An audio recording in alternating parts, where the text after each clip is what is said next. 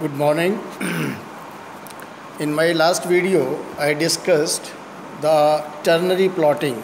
Means is when a system has three components or three variables, I explained you how their composition or their values can be represented graphically.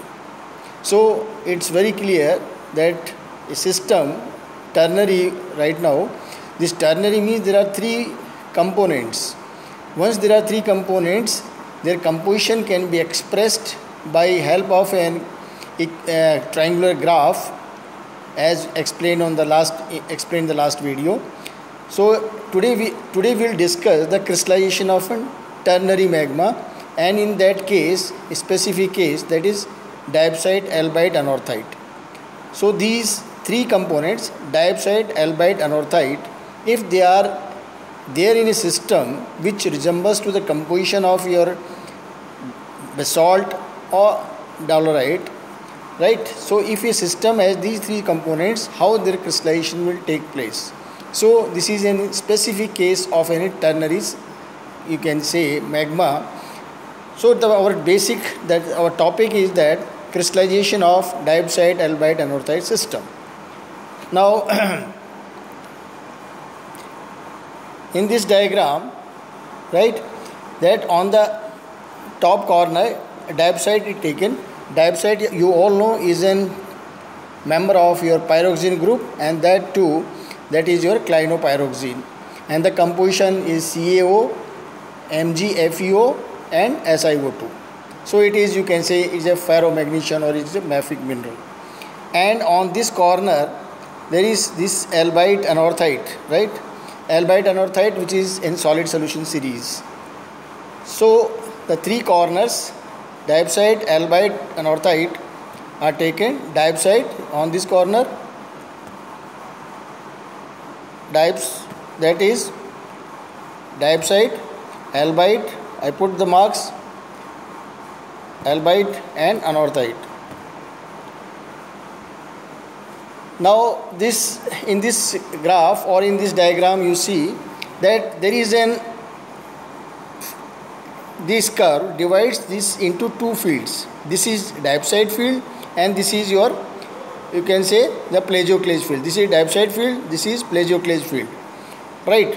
So in this diagram, in addition to compositions, your isotherms, or you can say the temperature curves, they are also marked by dotted lines. As we go this upside, the temperature increases here, these dotted lines, and on this side, if we proceed from this side, the temperature is higher. As we come, it is lowering. So in this diagram, in addition to compositions, your isothermal lines are also imposed, and from that we can understand, or we can make it out, that how the crystallization will take place. Just I told you that this is your diapside field, right, and this is your plagioclase field. So any point in this field will naturally, in this field, diapside will crystallize first. Diapside will crystallize first. For example, let us take a point, that is point your F. This is F point, right? Now F point says it is at 1275 degrees centigrade, and the amount of plagioclase is 0 and amount of diapside is 0. This is a liquid, right, at a temperature 1275 degree. This is a initial state of that ternary system has been given. Now, as we all know that the formation crystals does not take place, magma simply cools. So magma will simply cool till it reaches to this point. This point is this is your K point. At K point, you can say this is or say this is G point, right? In G tape, you can see from the table that at G point, the crystals of diapside start forming, and overall speaking, that 17% diapside crystals are there, and the remaining is in the liquid state, and in that liquid state the composition of AB or AN means it is AB1 AN4. This is the state of system at the point your G point. Now F was our initial point where it was totally the system was in liquid form and the composition was diopside 50%, AB 25% and AN 25%. So first there will be lowering of the temperature, there won't be formation of any crystals. As the temperature lowers and reaches on this curve reaches to point your G, at G the crystals of diopside start forming and the composition, or you can say the percent of diopside crystals is 17% and the remaining is in the liquid state in which your albite anorthite ratio is 1:4, that is AB1 AN4. Now with further lowering temperature this will follow this curve, this will follow this path, the crystallization will follow this path, right?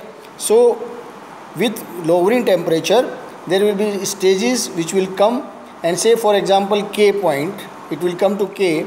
At K the temperature is 1230 degree, amount of diopside 37%, amount of plagioclase is 75%, or you can say amount of plagioclase those which are in the crystal state are 25% and the amount of liquid is 38%, and in plagioclase crystals the ratio is 1:2, right?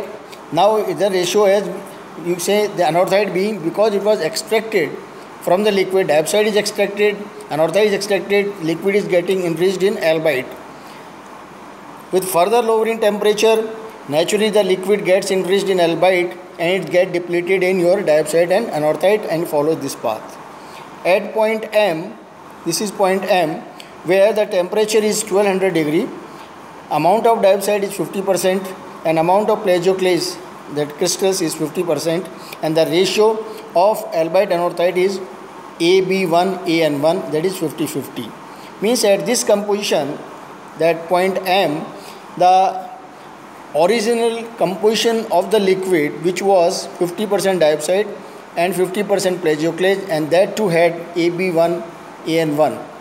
The same composition of the crystals is formed at point M, where diopside crystals are 50% and plagioclase percent 25%, the plagioclase albite 25% and plagioclase anorthite, that is again 25%. So till the last drop of the liquid at point M, the whole liquid is converted into crystals which are of the original composition as the system started from. Now further, if this continues, this is when the system has equilibrium crystallization. Now try to understand what is equilibrium crystallization. Equilibrium crystallization is that when the crystals that are formed, because they are in continuous in the liquid, they react with the liquid and they modify their composition, right? They react with the liquid and they get the liquid and the crystals, there is a reaction and they modify their composition. So if there is an equilibrium crystallization at M point, the whole liquid will convert into the crystals. But for example, if there is zoning, or you can say fractional crystallization, what will be the outcome of this? Is the zoning means the liquid, the crystals are not reacting continuously with the liquid, they get isolated from the liquid, as the zoning takes place in plagioclase, which protects the inner, you can say, the composition which is initially crystallized anorthite doesn't react with the liquid and it gets isolated from the system. In such cases where there is fractional crystallization or zoning of crystals, the course of crystallization is extended. In the sense, instead of point M, the whole system will crystallize at point S.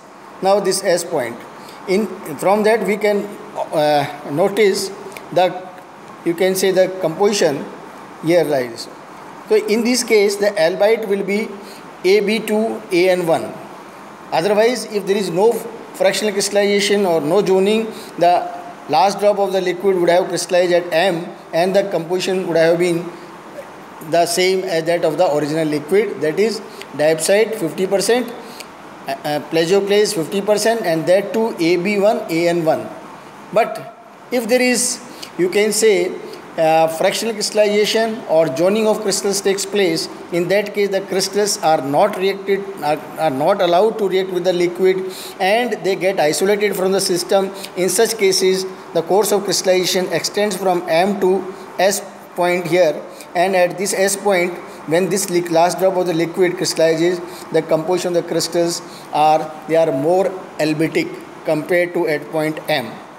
So this is what we have to understand from this ternary diagram, because this in any system, if there is an ideal, you can say, equilibrium is maintained between the crystals and the liquid, the last drop of the liquid that converts into solid will be of the composition of the original liquid, right? In this diagram at point F, the composition of the liquid was diopside 50%, plagioclase 50%, and then in that the AB1 AN1, it was the initial composition of the liquid, which was at 1275 degree. So when the temperature was lowered, it reached to point G, where the temperature was 1235 degree, and the crystals started crystallizing, and the crystals at this point are 17% diopside, and your rest 83% is in the liquid state. With further lowering of the temperature, it reaches to point K, because diopside and your anorthite, they are extracted from the liquid, they transform into the solid. Naturally the liquid gets enriched in albite, so this follows this curve. At K point, which is at a temperature 1230 degree, having 37% diopside crystals, 25% plagioclase crystals, and the liquid was 38%, and then that too the ABAN composition, you can say the ABAN ratio is 1:2, right? At point, with further lowering of the temperature, point M, which is at 1200 degree, the whole diopside have converted into the solid, that is the crystals. So 50% are your diopside crystals and 50% are your plagioclase crystals, and the plagioclase crystals have the ratio 1:2. 1:1. That was the initial composition at point F, right? This is if there is, you can say, equilibrium crystallization. The other thing which generally takes place in the nature is your fractional crystallization or zoning. In that case, instead of crystallizing the whole liquid at point M, the course of crystallization will be extended from M to your S. At S, you can notice the composition naturally that it will be richer in albite compared to at point M. So in only that case, crystals of more albetic composition can be formed when there is zoning of the crystals takes place, or when there is an, say, fractional crystallization takes place. So this is how the crystallization of diopside, albite, anorthite takes place. If you have any queries, any doubts, you can write me in the chat box, you can message me, you can call me, and I will let you know. So this was all for today. Thank you very much. Thank you.